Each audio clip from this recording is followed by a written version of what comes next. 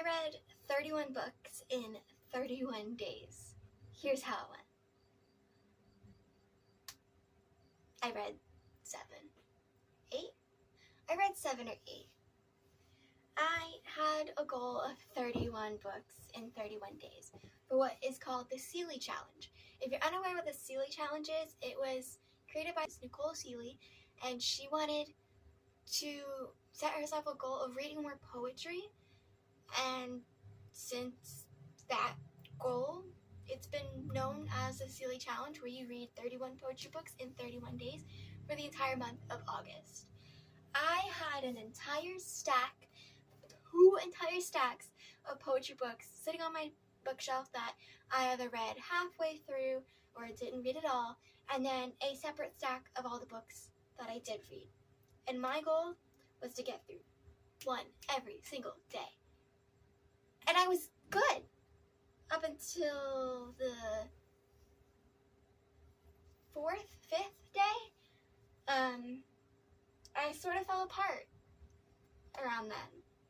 But I did read a few, and I want to share my thoughts on the ones that I did read. Now, I don't have the dates of when I finished them because it was just too complicated to try and keep those dates together. But I read 1, 2, 3, 4, 5, 6. Okay, yes. So I read 6 books. Technically 7, except that one wasn't a poetry book. That was just, I really wanted to read this other book, so I did. But I'm going to start with Milk and Honey.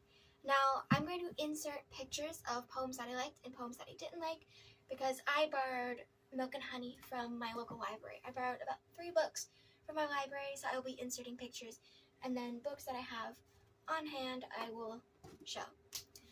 So, let's talk Milk and Honey. There's this discourse in the poetry community that Milk and Honey really isn't poetry. And I sort of agree. I don't like to say something isn't poetry, but when you look at page, I don't even remember the page, but whatever page it was, when it was, here, I'll insert it here, it said, I was music, but you had your ears cut off. I put the book down. I put it down because I could not stand to read anymore. That was the last straw for Rupi Kaur's work. Honey, that is not poetry. That is just, I'm speechless. I don't know how to articulate my feelings with that particular piece. And it's kind of that same feeling throughout her entire work. Now, this isn't to say that she didn't have any good pieces. I really did enjoy the message behind Milk and Honey. I loved the empowerment and the reclaiming what was taken from you and how to build that strength within yourself again. That message is a beautiful, beautiful message. I just think it could have been done better from a seasoned poet's point of view. And I also want to thank Rupi for bringing light to the poetry community, because I do acknowledge that without Milk and Honey being so mainstream, people who weren't into poetry or who are into poetry now wouldn't have been into poetry if it wasn't for Rupi bestselling. But that's about where my acknowledgement ends. If you like Rupi Kaur's work, that's great. I would recommend some other books. Maybe you'll like Amanda Lovelace or Shelby Lee. I would not recommend you R.H. Sin or Atticus, but that's a rant for another time. But if you do like the short, one-off poetic thoughts, as I like to call them, not poems, but poetic thoughts, then you will probably definitely like a lot of best-selling mainstream poetry, because that is what sells. People who have a shorter attention span will gravitate towards those. And that's perfectly okay. Perfectly okay. But I didn't like Milk and Honey by Rupi Kaur. I'll quickly insert some things that I did like. So like this poem, but overall, the collection just really wasn't for me. The next book I read was Milk and Money. This is the parody of Milk and Honey. I got this for Christmas, and it is the perfect coffee table book in my honest opinion. It's great humor. It's not mocking Ruby's work. Like I said, her message is very powerful, and it comes from a very traumatic experiences in her life. And this book does not mock that at all, which is what makes a good parody, is if you acknowledge that there's this symbolism and empowerment in a work, and you're only going to mock the pieces that aren't important. So this mocks it's a parody of her writing style, so it's very short, no punctuation, and it's just what you would call, or what I would call, poetic thoughts, except it's not very poetic. It mocks if you go to like Ruby Car's reviews, like 1-star reviews, you'll have a lot of them say, I didn't know that if you put enter on every single line, it would become a poem. And that's kind of what it mocks. It mocks the style, and it's very funny. I know one piece in here. I'm trying to find it, but I can't. I didn't mark it, but the author says it's snowing outside, and then they realize that no, it's actually just dandruff. I have dandruff. I should get some Head and Shoulders. And I just thought it was really funny. It's a good book if you like humor, if you want something a little more lighter. Let's see, the next book I read, I also borrowed from my library. It's Blue Horses by Mary Oliver. I will insert some pieces here and here that I liked. Overall, I didn't really care for this collection. I kind of went into Mary Oliver expecting something great and profound, and while for some people that is probably exactly what they got, for me, it wasn't really what I got, but I did enjoy the collection. I would probably give it 3 out of 4 stars, or 3 out of 5 stars, because I didn't hate it, and I did find some pieces that I liked and some lines that I liked, and I was inspired to write some of my own poems based on those lines and poems. But again, overall, not really my favorite. Would I read it again? Perhaps. I would, I think, like to keep a copy of my own on hand so I could go back, because there are some good things in there that I liked. I liked the way her voice shone through, and it was like a style that I wasn't really working with myself, and it was kind of inspiring to want to try that style for my own writing. So 3 out of 5 stars for that book. Didn't hate it, didn't love it, but I'm sure if you are a fan of Mary Oliver or more of the classical poem or poets, that is probably a book that you would like. The other book that I borrowed from my library is Still I Rise. Still I Rise, I think I would give 2.5 out of 5 stars. I liked it a little less than I liked Blue Horses, although there still were some pretty good poems within the collection, mainly here and here, that I really liked. But I did really enjoy the way Maya Angelou told her experiences and the way her voice kind of shone through with her poetry. And I did highlight maybe 1 or 2 lines, but other than that, not really my favorite collection. Let's see, the next book I read was Into the Orange Grove. This one I do have on hand. This is by Grace Hassan. She is an indie poet, and I like to try and read as many indie poets as I can, because I myself am an indie poet, and you know, it's always helpful and beneficial to them if we can support them. But I unfortunately didn't get very far in my collection because I have more indie poets than I do traditional published ones. But yeah, so Into the Orange Grove, gosh, I don't know how I feel about it. I think I only liked 1 poem, and that was called Persephone. And I don't even remember why I liked it. I think I kind of liked the story that was told in the poem, but I don't know. Beyond that, not really my vibe. I think I would give it 2 out of 5 stars. Style is not really my thing. I was kind of lost and uninterested throughout the collection, which is unfortunate because I do think it had a lot of potential that was just missed on me. But if you like poems that hint or reference famous painters or famous like religious figures or mythology, like I said, there's Persephone in here, then you would probably enjoy this work. Again, I didn't really care for it. The next book that I read, Sometimes I Fall Asleep Thinking About You by Catherine Hancock. Now, Kat's work is probably the only work of heartbreak poetry that I will read and enjoy. Usually some heartbreak poems are hit or miss with me, like with Pangea by Hannah Meehan. She wrote some heartbreakish type poems towards the back of her book, but they kind of fell flat for me. With Honeybee by Tristan Mattier, those kind of hit hard for me. So Catherine is probably the only poet who writes heartbreak that I will really enjoy and highly recommend to everyone. I'm sorry, I just realized that I forgot to plug my mic back in. Hopefully the audio is okay now. Back to Kat's book. I don't even remember what I was saying.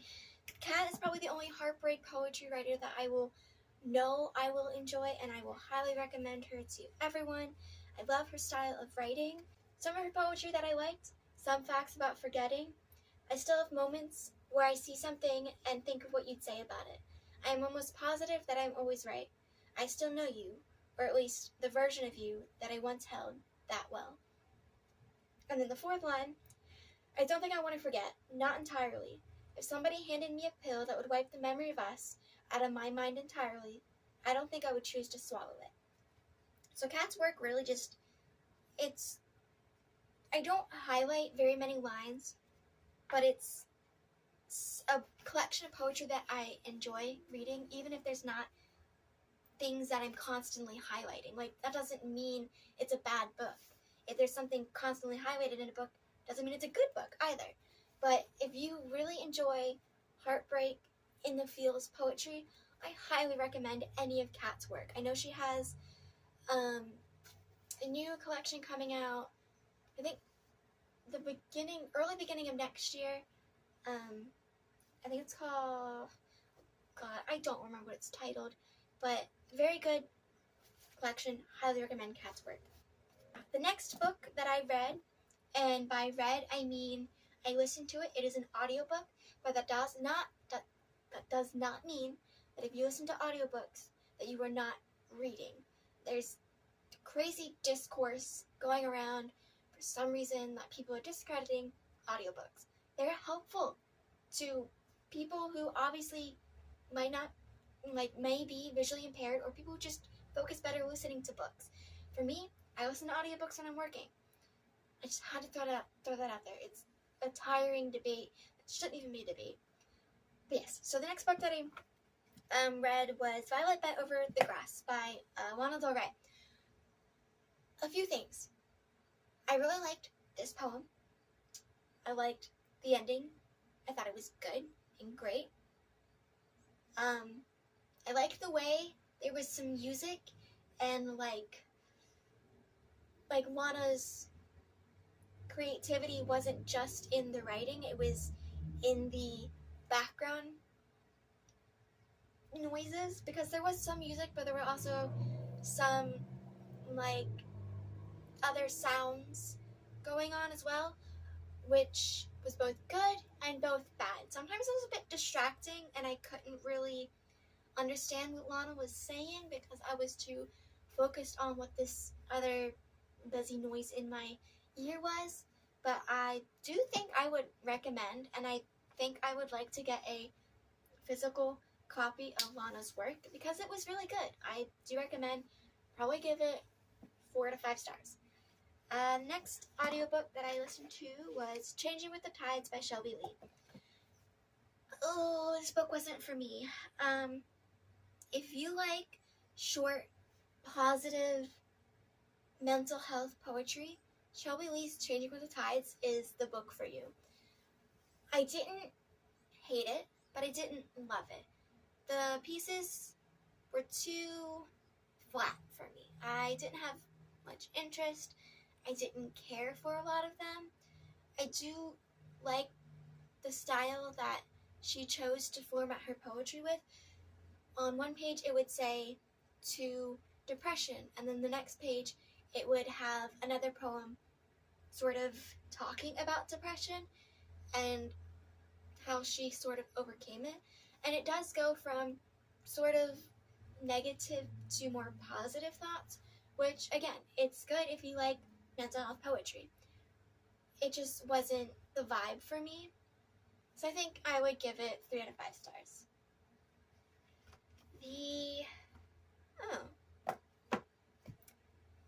That's the last poetry book that I read for the Sealy Challenge. I was reading one more poetry book called Darling by Courtney Phillips, but unfortunately I didn't finish it in time. It's a very thick book. I think if you were to put these 2 books together, that is about how thick it is. So it's a very thick collection of poetry, but a very good collection of poetry. I wish I would have finished it, or maybe I should have just brought it out, because I do want to talk about it eventually. It's a very kind of book. Courtney talks about her alcoholic father who was pretty abusive, and it made me think a lot, and I have a lot of lines and poems that I really enjoyed and felt, but I didn't finish it, so I'm not going to really include it in the video, but I did want to mention it because when I do finish it, I know for sure it's going to be a high 4 to 5 stars, highly recommended, great book. But yeah, I want to end by saying reading challenges aren't the easiest things to go about, and I'm sure you know that. But I also want you to know that you shouldn't feel ashamed if you don't meet a goal. Reading 31 books in 31 days is insanely difficult. Even when I started with pretty short books with pretty short poems, it was difficult for me to get through one every single day. And ultimately, I fell behind because I was just trying to finish up one book the next day while trying to finish that day's book. But I got through 6, and I'm very proud of myself, because usually I only read maybe 2 books a month. So 6 books in 1 month? Insane. And it allowed me to branch out with my own writing style, and it was fun. And that's what is important with reading challenges. If something ends up not being fun anymore, stop. Reading should be enjoyed. So try to find enjoyment in a challenge, and if it's not fulfilling you the way it should, don't stress about it, don't overwork yourself, don't get burnt out. It's not fun then. It doesn't become an exciting, lighthearted, casual challenge. It instead just becomes something you're frustrated with. So do I recommend challenges? 30 books in 30 days, 31 books in 30 days, 7 books a week kind of challenges? No. I do think it's fun to attempt it, but I wouldn't feel bad about it if in the end you didn't reach that goal. So, I hope you enjoyed listening to my quick fire reviews of the books that I read in August, and I will see you in the next one. Bye-bye!